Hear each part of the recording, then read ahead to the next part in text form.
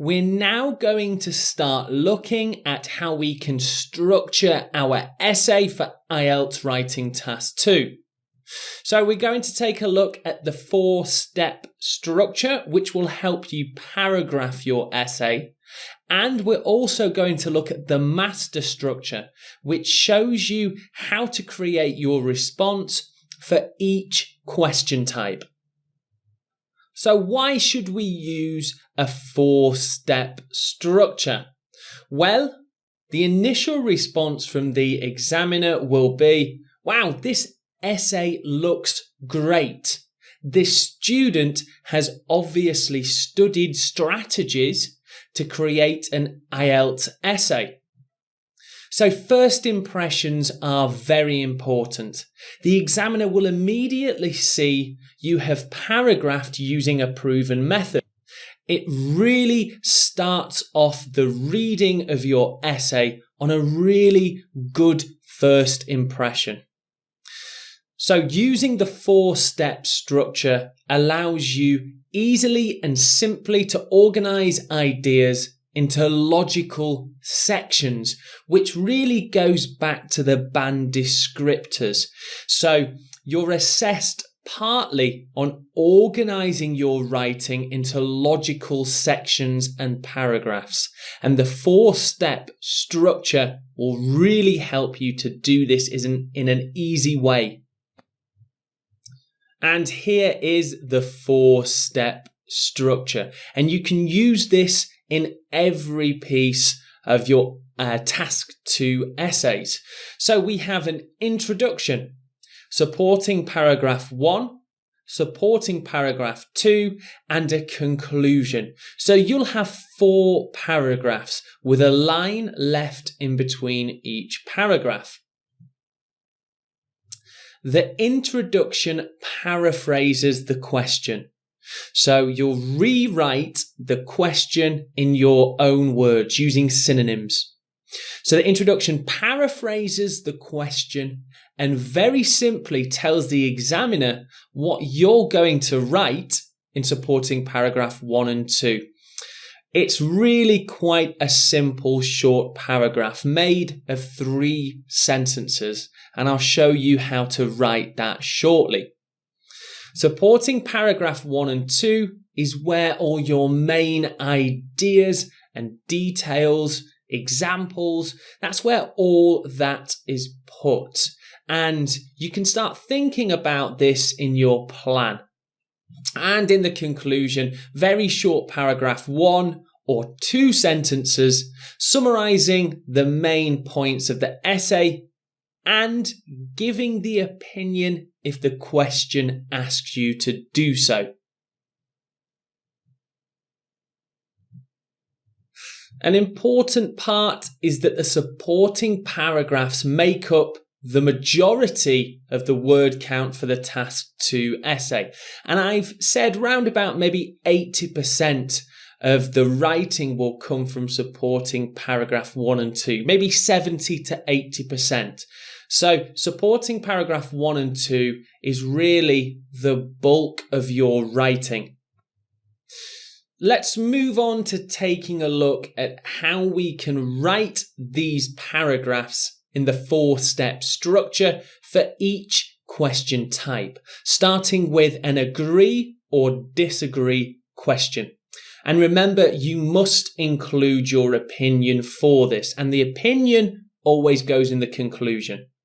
So, introduction, we have the 3-sentence introduction, and that 3-sentence introduction is the same for every question type. The supporting paragraphs is really where the big changes happen for each question type. So, supporting paragraph 1 is exploring your main ideas. So maybe you could just include 1 or 2 main ideas and only stick to one opinion. So if the statement is global warming a bad thing, don't agree in paragraph 1, then disagree in paragraph 2. You must either agree or disagree. So stick to one opinion. And supporting paragraph 2, you're going to explore your other main ideas for either agree or disagree. Then in the conclusion, 2 sentences, summarise main ideas, and then next sentence, write your opinion. In my opinion, I believe, and that's all you need to do. Don't change your opinion. Super important for an agree or disagree question type. Okay, advantages and disadvantages. 3-sentence introduction, leave a line, next paragraph. Discuss the advantages of the statement in the question. For example, if it's saying there is more exercise happening amongst young people, discuss the advantages of this in paragraph 1. And then a great way to logically organise your writing is then to go on to discuss the disadvantages. Often students will discuss advantages and some disadvantages in each supporting paragraph, but it makes it a little bit confusing to read.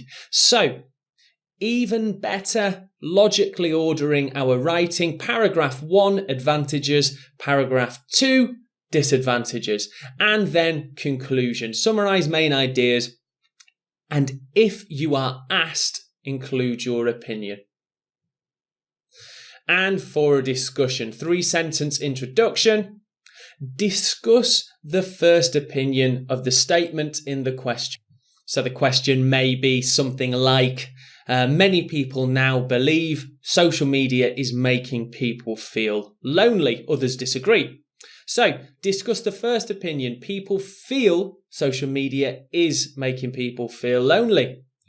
And then discuss the opposing viewpoint. For a discussion type question, there'll always be 2 groups of thinkers.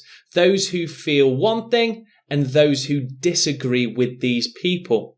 So discuss the opposing viewpoint in paragraph 2.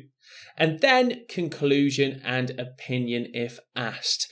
You might often be asked your opinion for a discussion type question. And for a problem solution question type, 3-sentence introduction.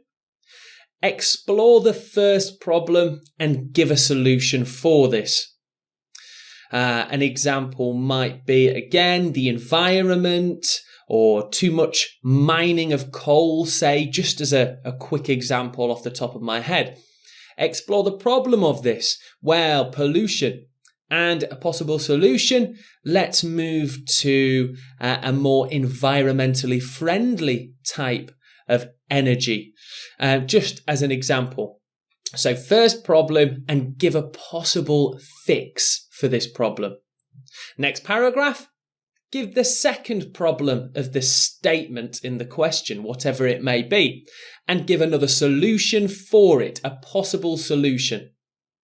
And then in the conclusion, summarise ideas. It's unlikely that you would be asked to give your opinion for a problem solution question. But if you are, then do include it. And finally, the 2-part question. The question type where you are asked 2 questions. So how do you think you would organise this? You've got the general statement in the question, giving you the topic, and then 2 questions you are asked. Introduction, 3-sentence introduction. Supporting paragraph 1. Answer or discuss the first question only. Supporting paragraph 2. Answer and discuss the second question, whatever that may be. A very easy way to organise your essay. And the conclusion, summarise main ideas and include opinion if you are asked. And really that brings us to the end of our thinking of the 4-step structure for each question type. So let's have a look at the master structure.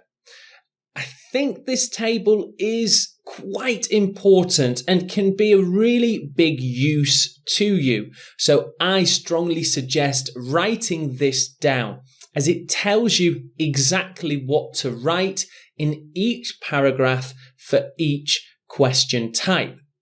As you practice answering more different question types, you won't need the table because you'll remember exactly what to write in each paragraph. But to begin with, this table can be a massive help in structuring and organising your writing. So I highly recommend using this, writing it down and remembering it. Okay, so that's the master structure and the 4-step structure for all paragraphs in our Task 2 essays. If you have any questions about this, then please go to the Q&A feature and I will get back to you as soon as possible.